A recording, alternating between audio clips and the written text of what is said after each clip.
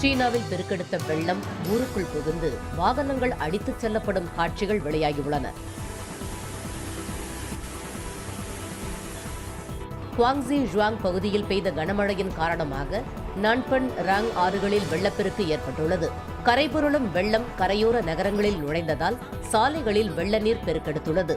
அங்கு நிறுத்தப்பட்டிருந்த வாகனங்கள் வெள்ளத்தில் அடித்துச் செல்லப்பட்டன.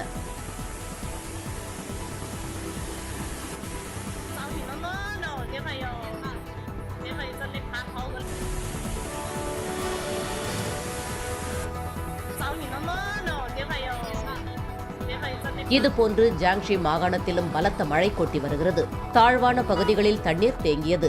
ஜிங்கான் என்ற இடத்தில் திடீர் வெள்ளப்பெருக்கு ஏற்பட்டதில் ஆற்றின் அக்கறையில் இருந்தவர்களை மறுகரையில் இருந்த தீயணைப்பு துறையினர் பத்திரமாக மீட்டனர்.